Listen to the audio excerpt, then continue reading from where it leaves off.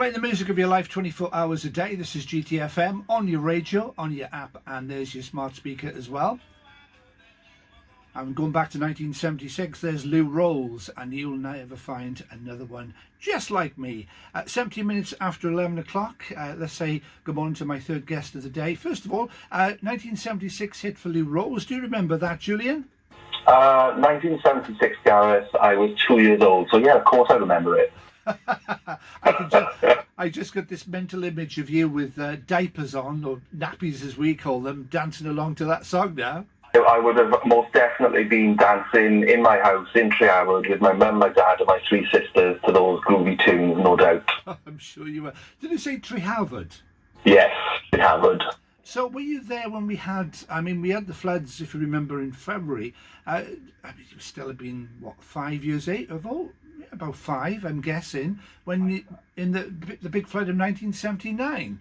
Yeah, I do remember the big flood in 1979. I remember moving our possessions upstairs into the bedrooms, and I remember my grandparents who lived at the bottom end of Treharwood, which often got flooded far worse than where we lived in the centre of Treharwood. But my grandparents climbed out of the upstairs bedroom window onto a rowing boat and sailed up the river to safety. Incredible. I remember that, because of course it was the days before the bypass then, so of course the Rhondda effectively shut down, didn't it? It did, yeah. We were fortunate because my mum, my father's mum, my nana Melba, lived in Llyncelyn, and obviously Llyncelyn being up on the hill opposite Treharwood, we went to safety to live with her for the weekend until the floodwaters receded. But I do remember it, and it was a very distressing time for many people in Treharwood. And again, the most recent floods last year and this year have been devastating for lots of people. Do you feel a bit annoyed then that here we are 40 years on and the village got flooded again? I do, yeah. I know when I was growing up all through the 80s, there was a lot of engineering going on across the River Rhondda in order to try and prevent that from happening again. I don't know the reasons why that is happening again. It's unacceptable, particularly when people have been subject to all kinds of hardship as a result of the floods. And I know that our city council have been very supportive in its response. But I absolutely share people's frustrations in Treharwood and other parts of the Rhondda that have been affected by the floods. The floods again this year, and like you say, 40-year history of it is unacceptable, and that needs to change in the interest of people living across the Rhondda.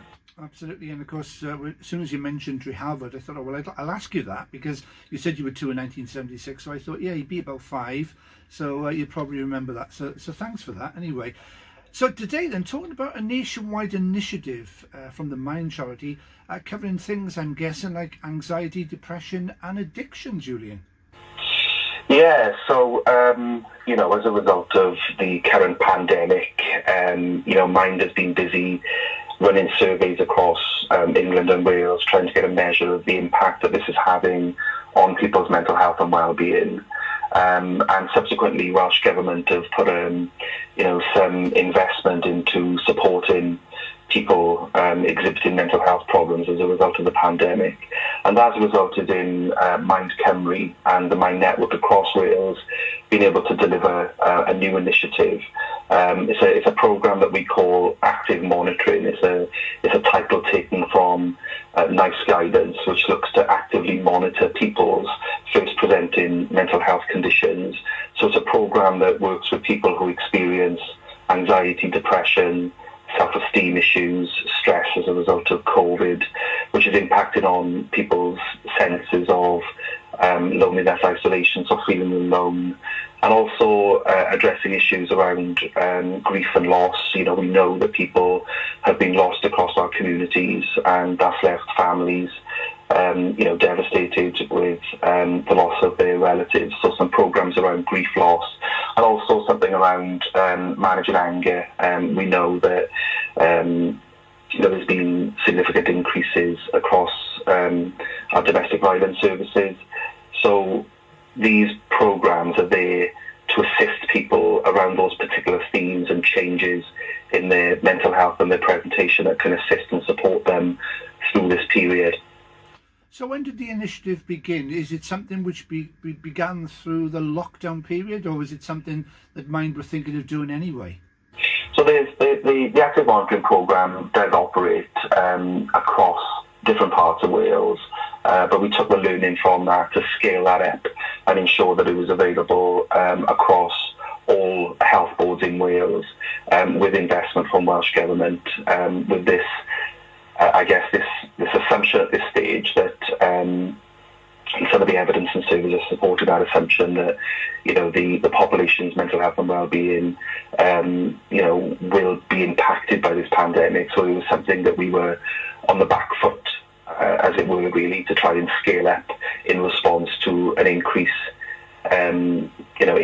demand across the population. So it has, the programme does operate in Cwmtaf Morgannwg. So the organisation I represent, Cwmtaf Morgannwg Mind, have been operating this programme across the valleys for the last 5 years, but it was just an opportunity to scale that up across Wales as a result of Welsh Government investment and based on the information that we have as a national organisation in terms of responding to increased demand across the population. Now, it covers anxiety and depression, but I'm guessing it covers a lot more than that as well, Julian. It does, yeah. So, it's very much focused around mild to moderate mental health conditions, and what we would, describe as mild to moderate conditions are anxiety, depression, the impact on the way we feel, our esteem, the stresses that we're exposed to, picking up on the issues of loneliness, isolation, and grief loss and managing anger. So there's 7 different pathways that people can get involved in depending on their presenting needs.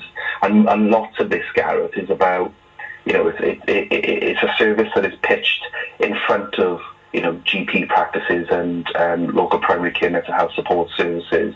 So it's an offer for people that can engage in self-directed support through Mind. They'll engage with a Mind practitioner and they can use the materials and the pathways that we offer to work through those particular conditions that people might experience as a result of the pandemic. So it's an offer for people, ahead of needing to see a GP practice, and access to the service is pretty straightforward.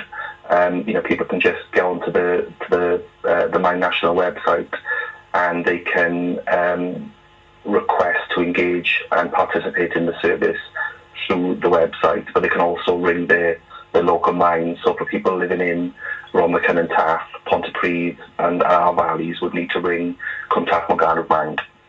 So I know you're not a doctor, so I'm not going to really put you on the spot, but from your own experience with Mind, what are the early symptoms of anxiety? Can you give us any examples? Well, I think that, we're all prone to feeling more anxious when, we're exposed to changes in our circumstances. So clearly, lots of people have been shielding. There's been economic impacts, a loss of job, anxiety around the way we live our life, our financial circumstances, and the changes that we're subject to at the moment can make us feel perhaps panicky, not knowing what our future looks like, and that in itself, creates those physical symptoms of feeling anxious because of the changing world around us. And I guess sometimes it's friends and family members that these are the people that will notice the first signs. Yeah, clearly, particularly when we're exposed to, restricted movement and spending lots of time at home, we will observe our family members feeling, more anxious in response to what's going on. And we would, as an organisation, absolutely encourage people, to talk to their nearest and dearest and their friends and families. And one of the things that we would encourage as an organisation is to just, keep connecting with the people that you love and trust, and continue to talk about the way that you feel. One of the obvious, or perhaps not so obvious, but just trying to engage in our normal routines and our activities and our interests, getting outside, all of those subtle things can can enable us to feel okay about ourselves and manage these type of symptoms. Okay, now not only the lockdown and the fear of losing your job after furloughing comes to an end affects people, but I don't know whether you saw on the TV last night, the actress Sheridan Smith, she spoke about her own anxiety and depression on the ITV show Becoming Mum, covering a pregnancy and of course then giving birth and then her feelings afterwards. So it covers a whole range of reasons why people would feel anxious and depressed. Yeah, and you know, when high profile actresses like Sheridan Smith talk about their experiences, you know, particularly the kind of issues that affect women and the perinatal mental health, you know, the perinatal mental health that women might be subject to, and being able to speak about them openly is good in terms of, you know, encouraging a conversation that it's you know, it's okay not to feel okay, and it is about ensuring that people have access to the right information and advice and support that they need during those times. So, you know, people like Sheridan and other high profile celebrities and royals and others, the more that we, you know, talk about mental health and relate to others, then, you know, that has to be a good thing in my view, Gareth. Absolutely, because people were probably quite surprised last night, so those who saw the show, because Sheridan Smith comes across as such a confident actress. She's a brilliant actress, fantastic singer. She's starred in so many TV shows over the years, including Gavin and Stacey, of course, back in the day. So they would have been quietly surprised. But it's, as she said, you know, she can escape reality by playing different characters in different shows. Mm-hmm. Yeah, it was an interesting example of her experiences. But I think for me, you know, like I say, you know, the more people and celebrities in particular that talk openly about their own experiences, you know, can result in managing some of the stigma that surrounds mental health, and you know, we can all certainly relate to some of those people like Sheridan. So, what am I suggesting then? People go to the GP or go online if they've got early symptoms. I guess GP would be the obvious one for most people. Yeah, for most people it would be. And, you know, I think one of our key messages is that, you know, there are national charities available through Wales that can offer, you know, support, information, advice and guided self-help like this national programme that can work alongside you know, GPs and other mental health practitioners. You know, we would always encourage people to seek assistance through their GP and or mental health professionals, depends on the severity of their condition. But we would also encourage people to engage in some of the services that are available through organisations like Mind. And locally, of course, what's the local website address and Facebook page, Julian? So people can follow the local Mind Facebook page, Cwmtas Morgannwg Mind. That'll give you access to all of the services, information and advice that is available across the valleys.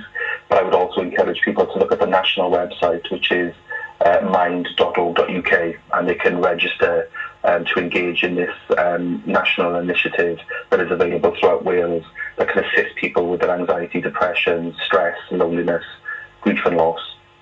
There's help out there, Julian, that's for certain, and I guess it's okay not to be okay, yes? It is indeed, and like you say, you know, it's important that we carry on talking about our mental health and engaging with the people that we love and support us, and know that there are services available like Mind to access should people need it. And of course, there's always the statutory services that are available through the GP and the local primary care mental health support services. Julian John from the Mind Charity, as always, thanks for joining us on GTFM today. Nice to chat to you. GTFM Community Message.